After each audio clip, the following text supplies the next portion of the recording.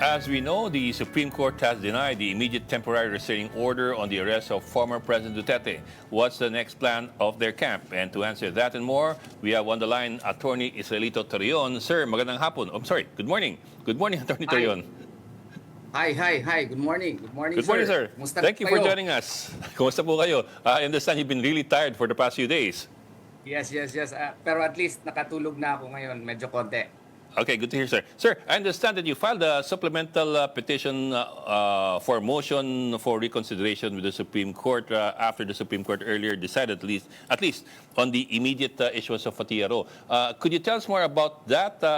What is in that supplemental petition that makes it different from the first one?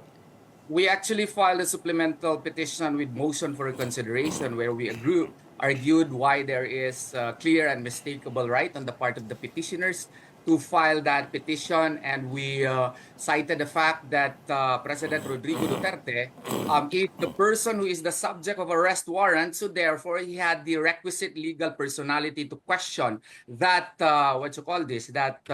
arrest warrant on the ground that it violated Article 59 of the Rome Statute in relation with Articles 8 and 9 of the Universal Declaration of Human Rights, Article 9 of the International Covenant on Civil and Political Rights, as well as the pertinent provision on the comprehensive model of law which implemented the Rome Statute. And in addition to that, since there is still a pending warrant of arrest, if indeed there is such, then Senator Ronald De La Rosa has the requisite legal personality to question the continued cooperation on the part of the government authorities, knowing that Philippines has already validly withdrawn from the operations of the Rome Statute, and therefore he had the requisite legal personality to question such continued involvement on the part of the government authorities. And we likewise argue therein that the case is still not moot and academic, on the ground that the Supreme Court can still order the respondents to make the proper representations with the ICC, questioning the illegal arrest made by invoking the leading case of the prosecutor versus Dragan Nikolic, where in that case also the ICTY had the occasion to rule that if there was grave violation of the human rights, if the accused was subjected to inhumane treatment and cruel treatment, then the jurisdiction of the court which issued the warrant is effectively ousted. We likewise argued that the claim that there was compliance with Section 17 of Republic Act 9581 has no basis, because the surrender, if you have to term it at that, has to follow either our extradition laws or which was not followed in this case pursuant to PD 1069, or it follows Article 89 of the Rome Statute, which likewise mandates that the national law of the accused has to be followed in cases of his arrest, which in this case Rule 39 Rule 39 Section 48 was not followed, and he was not granted his constitutional rights to question the validity of the arrest, or whether or not there was respect of his human rights when such was served against him. Yes, sir. Sir, I'll zoom into the issue of whether or not it's moot and academic. I've seen some of the opinions being bandied around that it might be moot already. It might be moot already because Yes. now, to begin with, the Philippine government has no authority or jurisdiction to ask the ICC or to order the ICC to return the former president. So what do you think of that, sir? Insofar as that argument that the Philippine Supreme Court has no authority to order the ICC to release the FPRRD, that is valid, but the Supreme Court can order the government authorities who illegally, extraordinarily rendered President Rodrigo Duterte to the ICC, they can be required via preliminary mandatory injunction to make the proper representations or manifestations with the ICC as to why his rights under Article 59 was not followed, as to why UDHR, Universal Declaration of Human Rights, Articles 8 and 9 was not followed, knowing that we recognize Pacta Sunt Servanda, as to why Article 9 of ICCPR was not followed, as to why the comprehensive model law was not followed, as to why Rule 39, Section 38, Section 48 was not followed, that any foreign judgments have to be confirmed first before a regional trial court before it can be given effect here in our country. They can be required to do such manifestation before the ICC, and accordingly, there is also this question insofar as Senator Ronald De La Rosa is concerned, and therefore the case insofar as Senator Ronald De La Rosa is concerned, it is not yet mooted because the warrant of arrest has yet to be issued against him, and therefore there is still justiciable controversy insofar as Senator De La Rosa is concerned. And besides, there is this symbolic function on the part of the Supreme Court. In David versus Arroyo, the Supreme Court clearly said that when the matter is of transcendental importance, then it has the authority and the jurisdiction and the power to rule on such question. And if the case is capable of repetition, without the Supreme Court can rule on such issue, and even in Angara versus the Angara case, likewise squarely falls on this issue because it can guide future actions insofar as arrest warrants by a foreign court is implemented here in our country. Sir, I can understand what you're saying about the case of Bato de la Rosa because that's for future reference, kumbaga. If any ruling is made by the Supreme Court with regard to this, then that would definitely affect whatever happens to Senator Bato de la Rosa. But sir, what you were saying a while ago about the Supreme Court hopefully ordering the Philippine government to make representations with the ICC. But even then, that's only making representations. We cannot, I suppose.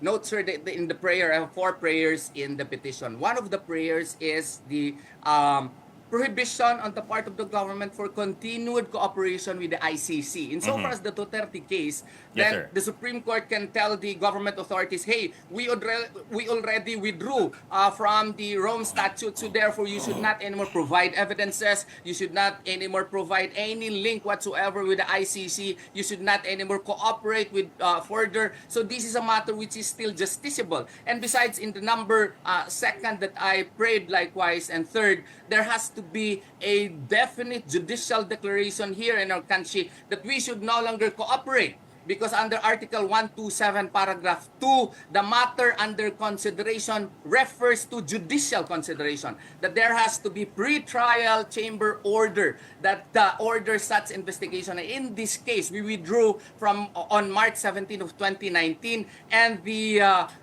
pre-trial chamber only ordered the investigation on September 21 of 2021. Whose fault is this?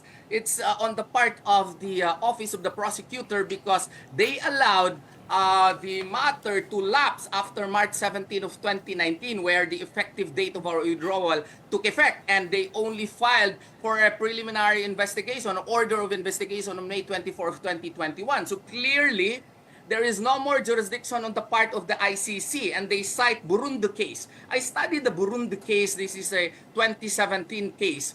And the Burundi case was only allowed by the Supreme Court simply because of the fact that the pre-trial chamber ordered an order of investigation 3 days before the expiration of the 1-year period upon which Burundi is no longer part of the Rome Statute. So therefore, we have clear grounds that the Philippines is no longer under the jurisdiction of the ICC, and therefore it is still a justiciable controversy whether or not the Philippines should continue to cooperate with ICC processes, proceedings, and whatever actions that it may take concerning the Philippine situation, sir. Yes, sir. Sir, you mentioned a while ago the use of RA 9851. Yes. And if I'm getting you correctly, I get the impression that you're saying that the word surrender can be taken to mean or should be taken to mean a form of extradition. Did I get you right, No, sir? no, because ang problema lang kasi nitong ating mga ibang kaibigan, sinasite nila yung Section 17, hindi tinutuloy eh. Ang tingin ko kasi niyan, that is a form of an intellectual dishonesty. We should be clear to our people. Read the entire law. The, what you call, the surrender, if they like to term it as surrender, nandun eh, it should be pursuant to existing extradition and treaty. So any and all surrender to the jurisdiction of the ICC should be pursuant to existing extradition and treaty. So what is our extradition law? PD 1069. What does PD 1069 provide? It provides that the extradition request should be directed to the DFA. The DFA should refer the matter to the DOJ. The DOJ shall file an appropriate petition before the RTC. Now they will say, well, extradition will not apply simply because of the fact that ICC is not a state. Correct. It is not a state. So therefore, you follow Article 89 of the Rome Statute. What does the Article 89 of the Rome Statute provide? It provides that such surrender shall follow the national law of the accused. So if it is the national law of the accused, then you should have the foreign order or judgment validated via confirmation proceedings by the RTC. That's Rule 39, Section 48. So therefore, what should have been done before it was served upon President Duterte, they should have filed the appropriate petition for confirmation of a foreign judgment or order before they served it upon President Duterte. But this was not done. I do not know why our experts keep on citing only a portion of the law without fully stating the law. What I am saying is there is here a grave violation of the human rights of President Rodrigo Duterte. There was inhumane treatment and cruel treatment. So therefore, the scenario contemplated in Prosecutor versus Dragan Nikolic would apply, and such inhumane treatment, grave violation of the human rights would or can be used before the ICC during the confirmation proceedings to move to oust the jurisdiction of the ICC. Pero sir, what if it is not na extradition because we're not talking about another state here, and what if secondarily, what if Article 59 of the Rome Statute no longer applies to us because we are not anymore part of That's the baloney ICC? again. That's baloney. Why? Because if you read Article 59, Paragraph 2, it speaks of the obligation of a custodial state. And what is the definition of a custodial state? In International ICRC-ICC Agreement Section 1. What is the definition of that ICRC-ICC Agreement Section 1? A custodial state is a state in which a person under a warrant of arrest issued by the ICC is detained while awaiting transfer to the seat of the ICC. A custodial state, therefore, is a country that has actual and physical custody over an arrested person pursuant to an ICC warrant, regardless of whether it is a state party or not. Okay? So, whether you are a state party, if you are the custodial state, then you have to bring him to the competent judicial authority. Kaya nga hindi ako nagpapa-interview before. Kasi nung in-answer ko yan, concerning a fellow dean of a law school likewise, that I cited that, nag-calibrate yung DOJ. Sila na daw yung, what you call this, competent judicial authority. Since when has the Department of Justice become a court? It has, in their own department circular, they say that they are performing an executive function. Now they are the court already. And besides, sir, Pacta Sunt Servanda states that treaties shall be complied with in good faith. We are a party to the Universal Declaration of Human Rights. Articles 8 and 9 mandates that a person arrested should be brought to the nearest competent judicial authority or to a court. Article 9 of ICCPR, of which we are likewise a party, likewise states that he should have his case should be brought to the nearest court. Our own Rule 113, Section 4 thereof, if you serve a warrant, no, it has to be reported to a judge. A judge here does not contemplate an ICC judge. It has to be a Philippine judge, which therefore reinforces my position that Rule 39, Section 48 should have been applied. There should have been a petition for judicial confirmation of that foreign judgment or order, but this was not followed in the case of President Duterte. Usually, kalma po ako, sir, pero kasi itong kaso na kasi ito na PRRD, kung dibatihan na, dibatihan tayo. Okay, I understand, sir. Pero sir, my last question, but in the end, sir, the Supreme Court found that your petition, at least your first petition, failed to establish a clear and unmistakable right for an immediate TRO. So in effect, Bale, you're also going against that, he was still here, you tried to get a TRO. I and then filed a supplement to the petition. Yes, sir. Because ang nangyari kasi, sir, yung strategy namin, ako sana nun kay Senator Bato. Ang kakapal ng aming petisyon po, okay? Kagagaling ko sa Hong Kong, tumawag si Senator Bato sa akin the night before March 9. Bobet, may confirmation ako na meron ng warrant. Nag-usap kami ni Martin, okay, Delgra, by way of strategy. Ako kay Senator Bato, siya kay President Duterte na mag-file. And nung pagka 9 and 10, na-instructionan ako, i-include mo na kasi prepara na yung kay Senator Bato, i-change mo lang yung first page and first page 5, ganon. So, I had to include President Rodrigo Duterte. If I will change some of the allegations, hindi na ako makafile ng kaso.